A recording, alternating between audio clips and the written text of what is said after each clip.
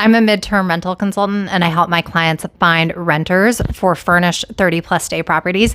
And in this video, I'm going to talk to you about why you cannot put a lease in Airbnb.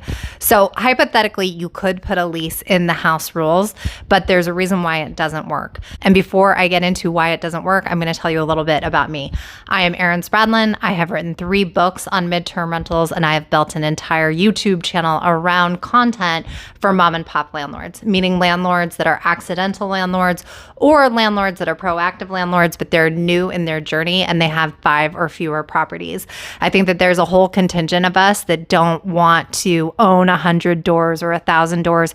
We just want to diversify our assets and have a good rental that's basically pretty trouble-free. That's who I am. I actually rent out my properties from 1,400 miles away, and I've been doing it for the past 8 years. Most of my clients hire me for the hold my hand package, and we go from top to bottom, from your photos, your LLC, the questions you should be asking, your insurance.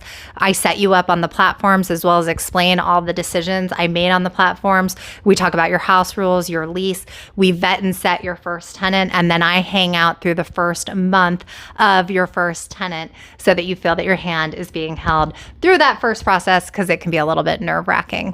Okay, so this is why a lease doesn't work on Airbnb. On Airbnb, you cannot exchange your email or your phone number information with the tenant until you have accepted the contract. So they've put in a request for your house for certain dates. And then when you accept that request, you are in a rental agreement with Airbnb, with the guest, and with you yourself as the host. So the rental agreement is a legal contract. And then if you're going to put them on a lease, they've already signed one contract. So now we have competing contracts. And I think there's good reason to believe that Airbnb's contract is going to supersede your contract, A, because it showed up first, and B, because of the amount of money that Airbnb has for their lawyers.